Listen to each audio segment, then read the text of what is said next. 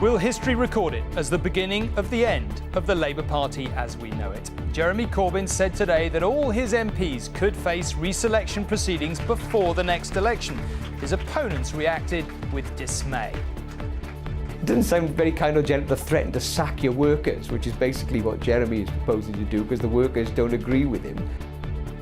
170 MPs voted against Mr Corbyn to trigger this leadership crisis. So if he does win again, will the threat of re-selection push his opponents into splitting? Also on News at 10 tonight.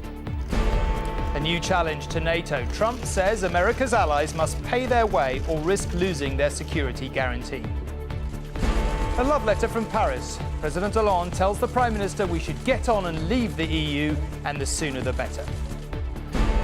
And was it a terror attack? An RAF serviceman fights off what appears to have been an attempted abduction at knife point.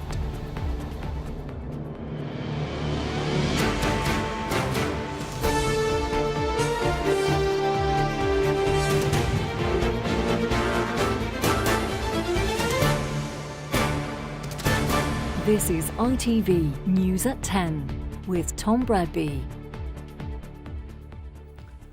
Good evening. It is a sign of the extraordinary political times we are living through that today the leader of the Labour Party had to launch his campaign to become, well, the leader of the Labour Party. But for how long that party will exist in the form we know it today is anyone's guess. Jeremy Corbyn said at his launch, or relaunch, that all Labour MPs could now face a re-selection vote before the next election. That would essentially give his supporters a chance to purge the party of his critics. And since there are a lot of them, might that be the moment they decide they have nothing to lose and split? This is a contest that could determine not just who leads the Labour Party, but whether there is much of a Labour Party worth leading. So whatever you think about Jeremy Corbyn or Owen Smith, it does matter. Mr Corbyn launched his re-election campaign with a pledge to force employers to reveal whether women and men are paid the same, and he claimed he could be in a position to deliver that from Downing Street. This party is going places. This party is strong. This party is capable of winning a general election. And if I'm leader of the party, I will be that Prime Minister. Well, maybe. In any event, it's not his policies which have landed him with the leadership contest. Your MPs just don't really think that you're up to the job. If you win, does that matter? I hold out the hand of friendship to them all because come September, when this election is done and dusted, there will still be a Tory government in office. There will still be grotesque levels of inequality in our society. There will still be whole parts of this country that are left behind Britain. It's the job, it's the duty, it's the responsibility of every Labour MP to get behind the party at that point. He then seemed to suggest that every single Labour MP could be facing re-selection. There will be a full and open selection process for every every constituency Labour Party throughout the whole of the UK. His leadership challenger thinks that's a way to pressure MPs. Well, I thought he was in favour of a kindler, gentler politics, but it doesn't seem to be very kind and gentle if you're the boss That of sounds an like a threat to you. Well, it doesn't sound very kind or gentle to threaten to sack your workers, which is basically what Jeremy is proposing to do because the workers don't agree with him. When did you start to have doubts about Jeremy Corbyn's fitness to lead? Two of the big victories that we've won in the last few months, one on tax credits, the other on personal independence payments for disabled people. I won those victories alongside colleagues in the House of Lords. Jeremy Corbyn didn't pay much attention to them at the time. I remember going to meet with Jeremy to discuss the tax credits policy. He didn't really understand the policy and wasn't terribly interested in it. Ouch. But whatever anyone says, Mr Corbyn has huge backing amongst Labour members and supporters. At this bicycle shop in Birmingham, they are right behind the cycling Labour leader.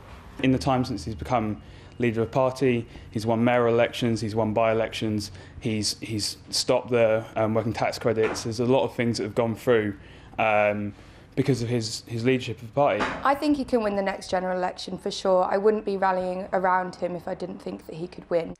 So Owen Smith has a big job to do to win the leadership of the Labour Party. If Jeremy Corbyn wins, he may have a job to keep it in one piece. And Carl is here with me now. Carl, if this were to go ahead, there's 170 MPs who might be losing their seats potentially with nothing to lose by splitting, but there's a few ifs in that. Do you think Mr Corbyn meant what he said today? There are some ifs, and his people are trying to pour cold water on this, saying that, look, he was only restating what is the case, that constituencies can vote to have a selection process, but he didn't mean to be talking about all constituencies, definitely having one. He was only talking about those where the boundaries will change, as we know it will in some cases. But the fact is he did say it, and he wasn't asked this question by accident. His people, Momentum, have been suggesting there should be deselection of MPs who don't like him, so that is out there. OK, if it happens and MPs are sort of faced with the prospect of losing their seat, how many of them do you think might... We know they've talked about going. How many of them would really think about it when push came to shove? Well, look, we know about 170 voted against him in the vote of confidence. Probably about 180 are backing Owen Smith now, I'm told. But it is very hard to judge. Look, there are those who might be tempted to split, who are talking about it. There are those who say that they definitely would never split, and I believe them. And there are those who say they wouldn't split, and I'm not sure I do believe them. All they have to do is look down the benches to the Lib Dems to see what happened to people who leave the Labour Party ultimately. So it would be a tough choice for any of them to split. And I know I keep asking you this, it's a very unfair question, but let's, because things do move on all the time. Do you think Mr Corbyn is going to win again? I mean, we've got this 180,000 plus new members. Any sense of how they might vote? Yeah, well, we've got a little bit of data on that which helps us. So last time the registered supporters voted 84% in favour of Jeremy Corbyn. This time, looking at a sample of why those people have said that they've joined the party or signed up, it's 60-40 in favour of Mr Corbyn still, but less than it was before. Now, amongst the trade union members and the ordinary members, he was less popular last time out. The big unknown, though, is the members, because many of those who registered as supporters this time might now have become full members. Certainly membership has gone up hugely under Jeremy Corbyn by about 100,000, and we don't know what those people think yet. OK. Let's wait and see. Carl, thank you very much indeed. Now, for more than 60 years, NATO has been the cornerstone of peace in the West, founded on the principle that an attack on one is an attack on all. Start a war with Belgium and you start a war with the United States and the UK. An attack on Belgium might not sound terribly likely, it's true, but an attack on Estonia by Russia, well, perhaps that is not such an outlandish notion. But, as we said last night, if Donald Trump becomes president, it will not be business as usual. And today, he suggested America could withdraw that guarantee of protection. Too many NATO members do not contribute what they are supposed to, he said. And whilst he may have a point, it certainly has created waves. Just a few hours ago, he was on the stage here, rehearsing. Just make sure nothing goes wrong. Nervous, of course, for even after having seized the ramparts of one of America's great political parties, tonight he faces by far his biggest test. I love the media. They're so honest. A little sarcasm aimed at reporters only hints at the grinding and grueling contest that lies ahead if he is to win the presidency. It's about time I said that, right? Donald Trump, with his flair for the dramatic and the unpredictable, has again today startled European leaders. His suggestion that America would not automatically defend NATO allies who don't pay their way. A view that his most powerful advocate told me is entirely justified. Has Mr. Trump just shredded decades of transatlantic consensus on the role of NATO? No, I think Mr. Trump has raised publicly the truth, which is that most NATO countries do not invest enough in their military to have any capability.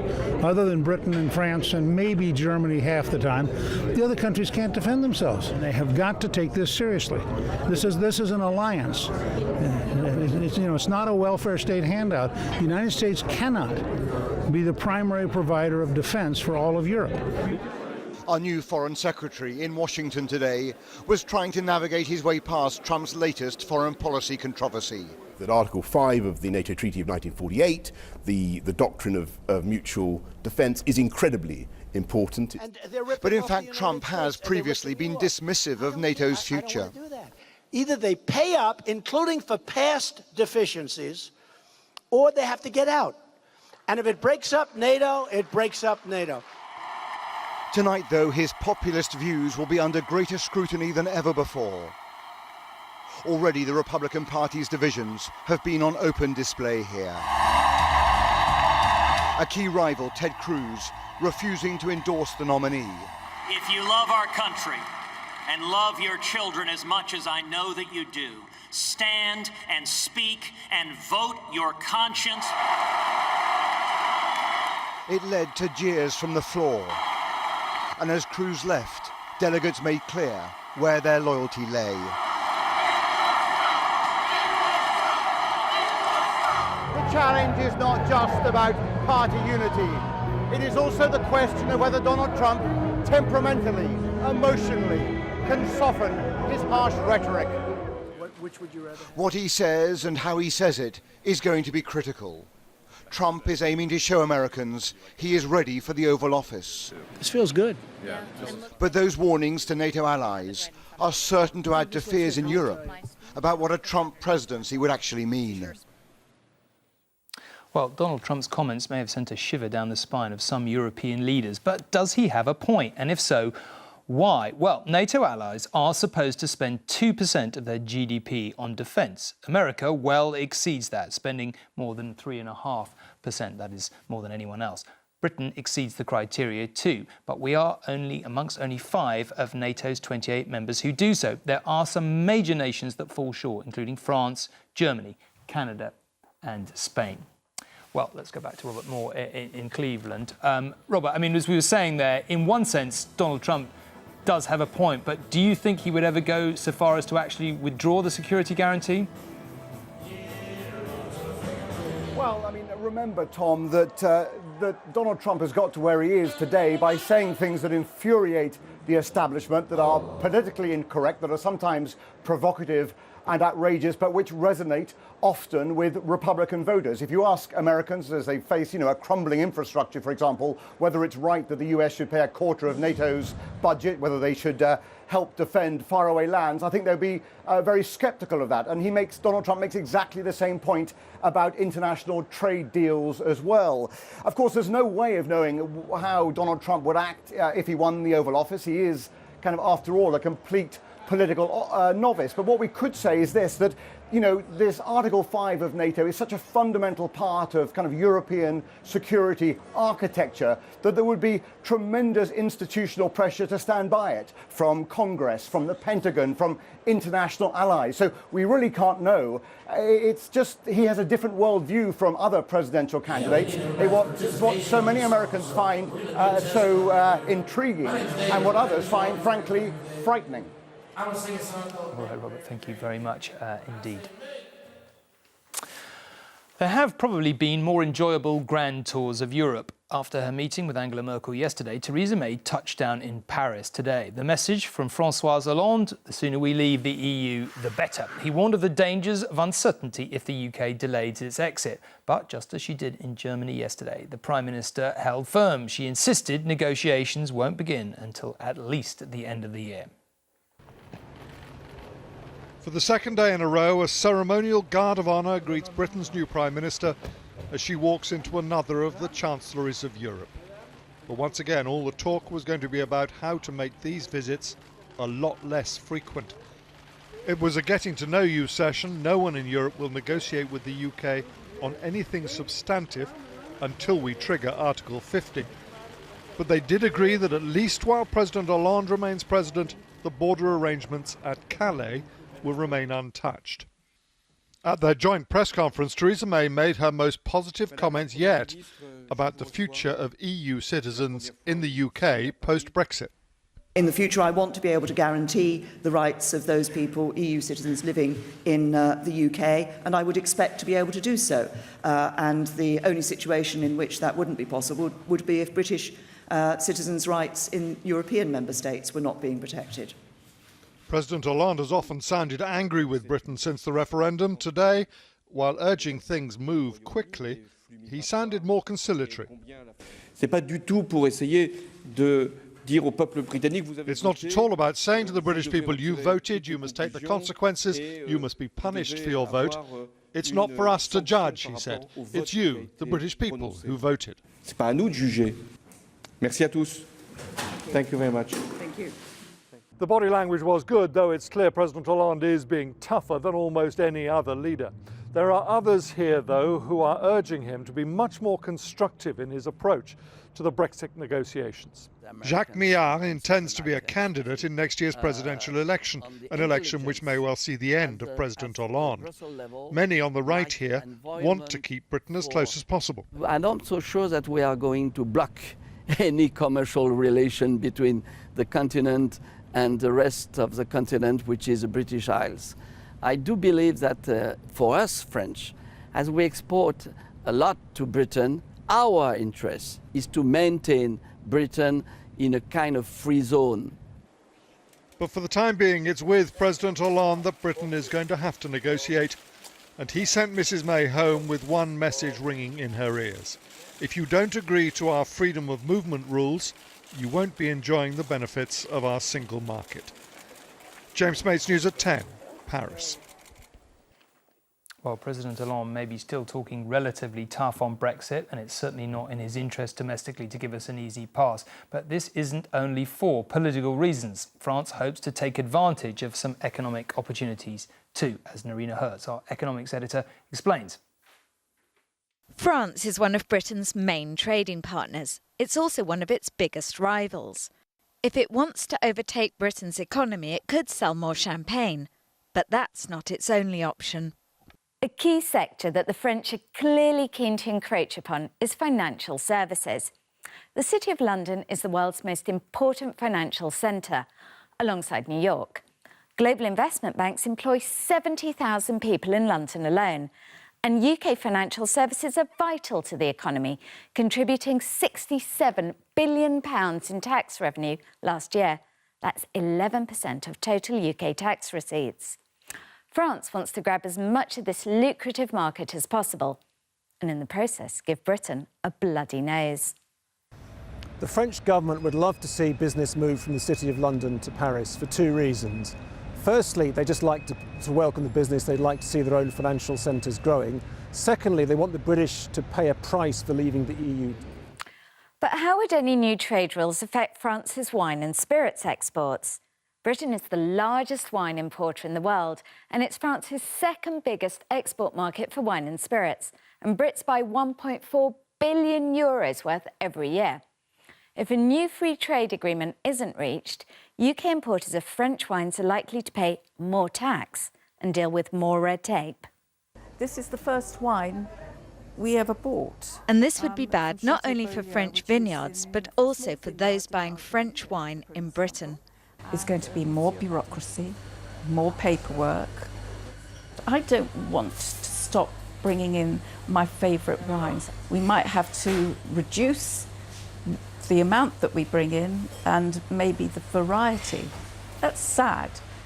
A lot's at stake for President Hollande, politically and economically. But he needs to be careful, because what's good for the banker may well not be good for the wine grower. Narina Hertz, News at 10. And then to the wine trade now. That would be a disaster. Let's go back to James in Paris. As you can see, he's still there. James, I've lost count of the amount of times we've discussed this, but we want controls on freedom of movement and access to the single market. As you said, we had President Hollande again today saying we can't have it. Do you sense any way through this position? Pretty much no is the answer to that. Theresa May was told it yesterday in Berlin. She was told it again today in Paris. She will be told it in every other of the 27 capitals that she chooses to visit. It's not just the old European ideologues still dreaming of their federalised European state. You go to Eastern Europe, where for all their Euroscepticism, freedom of movement is the one thing that one of the reasons they joined the EU in the first place. When, you remember, David Cameron was trying to just put an emergency brake on migration during that renegotiation earlier in the year, it was the East Europeans who wouldn't give any ground on that at all, believing that once you allow one country to put any restriction on, pretty soon everybody will.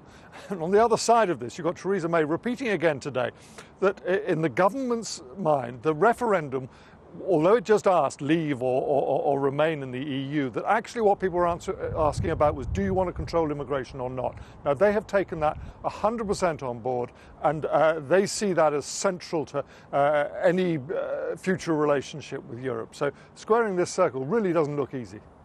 OK, James, we await the Prime Minister's plan, but thank you very much indeed. Now, on a quiet country road in rural Norfolk, there appears to have been an attempt to abduct an RAF serviceman, and police say it may well have been an attempted act of terrorism. The serviceman was out jogging near RAF Marham when the men approached him. One of them did have a knife. He fought them off, but was, perhaps not surprisingly, left very badly shaken. And whatever their motives, it has raised serious questions about the safety of our military personnel. It was Families and Friends Day here at RAF Marham. Hundreds of visitors came and carried on in spite of what happened a mile from here. The servicemen managed to get away unharmed. Police say they're now looking for the attackers and their vehicle. The victim himself had been jogging in the area, and I stress he was not in uniform and he was uninjured. The suspects fled the scene in a dark-coloured people carrier, and again, that has not been located at this time. The motivation of this incident remains unclear. We're unable at this time to discount terrorism, but I stress that other lines of inquiry are equally plausible. Marham is home to tornado bombers, which have been used in raids against the self-styled Islamic State. That makes it a plausible target for terrorism, but it's Norfolk Police currently investigating, not the counter-terrorism agencies. An internal military email sent out by the Ministry of Defence, which I have seen, is warning everyone on this base to review their personal security. That means serving British military personnel are being advised not to wear their uniform or anything that can identify them when they are alone off base, and they're being told to keep a low profile until these two attackers are caught. Soldiers are naturally a target for ISIS and people that want to do this simply because they see them as the natural enemy, albeit actually they want to see mass casualty attacks as well. But in April, Junaid Khan, a delivery driver, was convicted of planning an attack near an RAF base. He was directed by an IS fighter in Syria to ram his vehicle into an American soldier. Today's police response may be evidence of the current nervous environment, or it may be evidence of something far more alarming. Peter Smith, News at 10 at RAF Marham. Well, with the Olympics just 2 weeks away, police in Brazil today arrested 10 people they believed were planning terror attacks on the Games in the name of so-called Islamic State. The police operation spanned several states, and officers say intercepted phone calls and data suggested they were gathering weapons. It's thought they were self-radicalised doing their research online. And there were also some developments today in the investigation into the man who drove a truck through the Bastille Day crowds in Nice last week. Our security editor Rohit Kachru is here. Rohit, what have you rather found out? Well, this was one of the first major conclusions to be made by French investigators. We knew that Mohamed Boulouel had sold his car in order to pay for the hiring of this lorry, and yet this week Paris prosecutors made it clear that they believed that he had been radicalised rapidly. And yet new evidence has just come to light which suggests that that assumption was absolutely incorrect. He might have been planning this for several months. He sent a text message straight after the Charlie Hebdo attack 18 months ago in which he celebrated the slaughter there. There's a wider point to be made for all of us here because it seems to once again shatter the lone wolf hypothesis, the idea that people can be radicalised so radically and in a vacuum. There is nearly always a social dimension to extremism, people drawn towards groups like ISIS in the way that they might be drawn towards gangs, for example, encouragement by peers. There's something positive to be drawn from this, and it's the fact that it is almost unpreventable to stop someone. It's frightening to think of someone being radicalised over a few days and driving a lorry into a group of people. The more people involved, the longer the timescale, the more preventable it is. OK, Rohit, thank you very much indeed. Now, any hopes the Russians had of overturning the ban on their track and field athletes competing at next month's Olympics were extinguished in court today. A panel of judges ruled the state-sponsored doping programme exposed last year was serious enough to warrant the ban. It could be extended to include Russian athletes from every Olympic sport. Russian athletes were training outside Moscow today when the news came through that their efforts were in vain. They wouldn't be going to Rio after all. The reaction was one of sadness and anger. This decision is really frustrating. For some reason, clean sportsmen who've never been caught doping will have to carry this responsibility with everyone else. I wouldn't want this to ever happen again. Their hopes dashed because of the behaviour of colleagues and officials. The latest scandal exposed this week. Secret Service agents deliberately swapping drugs tests at the Sochi Winter Games in 2014. They'd hoped an appeal to the Court of Arbitration for Sport in Switzerland would overturn their ban. It didn't. So could this decision now affect all Russian competitors in Rio? Difficult question. We were not asked to decide for the other sports, but I don't know what will happen in the next days. But it's up to the IOC to decide that. Exactly, that's right. It's a huge blow to Russia, who since 1994 and the collapse of the Soviet Union have competed in all 11 Summer and Winter Olympics. They've won a total of 519 medals, only the US has won more. And it's on the track where they've excelled, winning 76 medals. Reaction from within the sport outside Russia has been united, from both Britain's poster girl and the sport's poster boy. If you have the proof and you catch somebody, I definitely feel that you should take action. And if you feel like banning the whole team is the right action, then I'm all for it, you know what I mean? It's just been so deep, the corruption and what's been going on within Russia, that something has to be done. So will the International Olympic Committee now ban the entire Russian team from Rio, as some are pushing for? This is really a shocking example of cheating. It's lasted for 4 years. It's contaminated the World Athletics Championships. It contaminated the London Olympic Games. It contaminated the World University Games. So this kind of thing has to be made to stop. And I'm sure Russia will stop it, but they must be embarrassed by it. 2 Russian athletes so far will be able to compete under a neutral flag, but the IOC may also have another get-out clause for Rio. They could now pass the buck and ask each individual sport to ban Russians. They meet on Sunday. Ian Payne, News at 10, Lausanne. And finally, it's an appointment that will, indeed already has, divided fans of the England football team. Sam Allardyce, known for favouring a direct and uncompromising style of play, is set to be confirmed as the new manager. Those who've worked closely with him say, though, he is misunderstood and is actually a coaching pioneer, up there with the very best. Sam Allardyce arrived for training as usual with Sunderland this morning, with a thumbs up and the broadest of smiles. But FA talks over compensation for Sunderland are understood to be holding up his appointment as England manager. Is it compensation holding up? So a short period of time, I will let you know. There's been no shortage of support for Big Sam from big names. I think Sam never had the big chance at the highest level. Lots of experiences in the Premier League. I think he's a good choice. A hint of Allardyce's style can be found in his own words. On statistics, he says, "I was assessing player stats long before it was fashionable in football." On discipline, if a player came walking into the dressing room talking away on his mobile, I'd take it off him and throw it in the bin, even if it was Wayne Rooney. As a Coventry player, the first glimpses of innovation as Allardyce turned to ballet to help his strength. He enhanced his reputation as a manager at Bolton, winning promotion to football's top flight. He's never been afraid to experiment, even prepared to monitor his health for a study on managers' stress. You've already got one goal. You've already got one goal. What did I wish, Jack? But there's never been any doubt about his heart's desire. You want the England job tomorrow? He's a big, bubbly personality, good fun to be around, good company. But at the same time, he doesn't, suffer any falls. If you're not pulling your weight, you are known when you're playing for Sam what your role is, whether it's how far you need to run, pass percentages, what you need to bring to the team. And if you don't doing it, he'll have the stats and everything to back it up and give you a reason for not playing you. Sam Allardyce's supporters say he'll bring the innovation and determination he's shown at the clubs he's managed to his new role. But his critics argue that his long ball approach, combined with defensive football, aren't the long-term solution to England's problems. Neil Connery, ITV News.